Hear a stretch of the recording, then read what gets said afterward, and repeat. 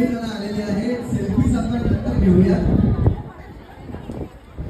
कारण काय की जेवण